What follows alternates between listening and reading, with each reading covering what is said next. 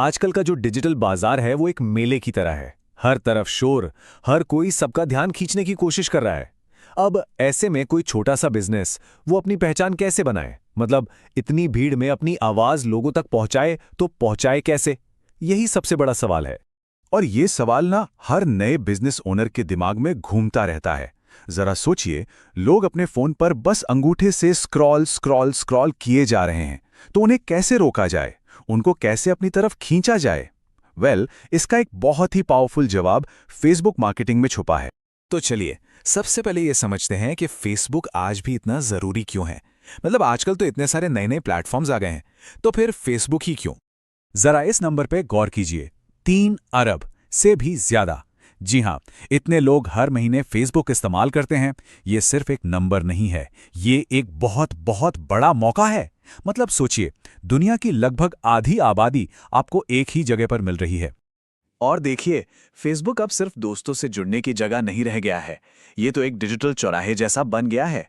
एक ऐसी जगह जहां लोग मिलते हैं, बातें करते हैं, अपनी कम्युनिटीज बनाते हैं और हाँ, अपने पसंदीदा ब्रांड से भी कनेक्ट करते हैं।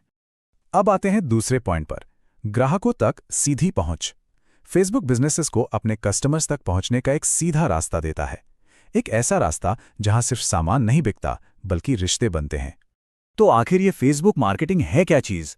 देखिए, आसान भाषा में कहें तो ये अपने बिजनेस की कहानी को उन सही लोगों तक पहुंचाने की कला है जिन्हें सच में वो कहानी सुनने की जरूरत है। यहां मकसद सिर्फ कुछ बेचना नहीं है, बल्कि एक कनेक्शन बनाना है। इस पूरी बात को और अच्छे से समझने के लिए चलिए कहानी सुनते हैं। मिलिए अनिका से।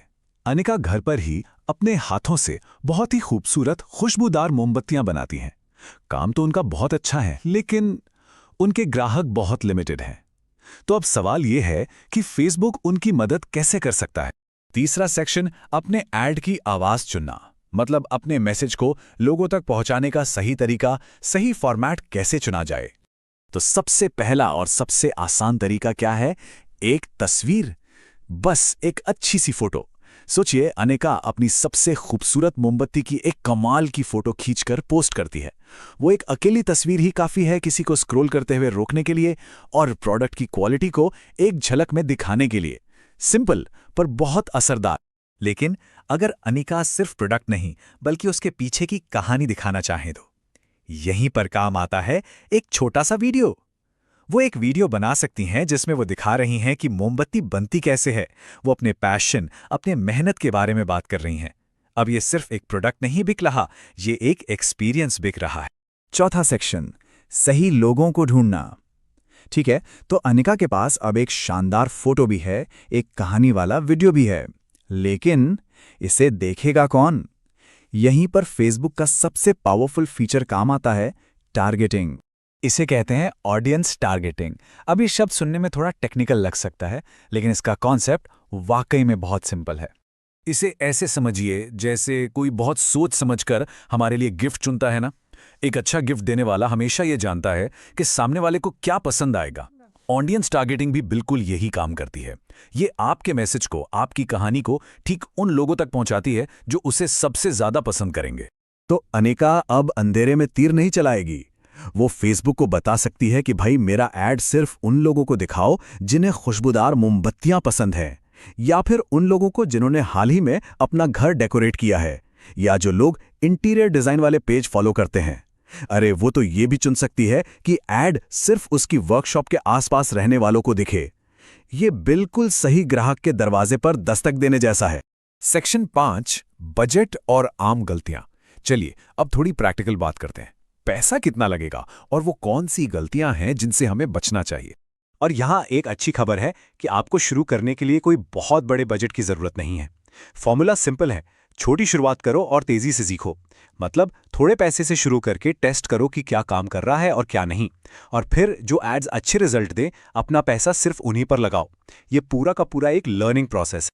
और अब बात करते हैं उन 3 आम गलतियों की जिनसे हर किसी को बचना चाहिए। पहली, मोबाइल यूजर्स को भूल जाना। याद रखिए, ज्यादातर लोग फोन पर फेसबुक चलाते हैं। अगर अनिका का ऐड फोन पर ठीक से नहीं दिख रहा तो लोग 1 सेकंड में उसे स्वाइप कर देंगे। दूसरी गलती, बहुत वाइड टारगेटिंग करना, मतलब सबको अपना ऐड दिखाना।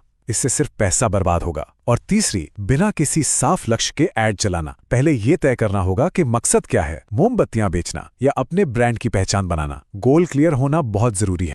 तो अब मार्केटिंग का ये सफर शुरू होता है। अब बारी है अपनी कहानी सुनाने की। याद रखिए, फेसबुक मार्केटिंग सिर्फ एक टूल नहीं है, ये अपनी कहानी, अपने पैशन को पूरी दुनिया तक पहुंचाने का एक जरिया है। शिव सिंह की एक बहुत अच्छी बात है। वो कहते हैं, मार्केटिंग का लक्ष्य एक ऐसा ग्राहक बनाना है जो और ग्राहक बनाए। ये लाइन पूरी बात को कितनी खूबसूरती से समझा देती है।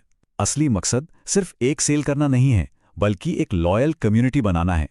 ऐसे कस्टमर्स बनाना है जो आपके ब्रांड के फैन बन जाए। तो अब सवाल ये उठता है कि आपका बिजनेस कौन सी कहानी सुनाएगा? आपकी कहानी क्या है? आपका बिजनेस लोगों से कैसे कनेक्ट करेगा? यही वो सवाल हैं जहां से पूरा सफर शुरू होता है।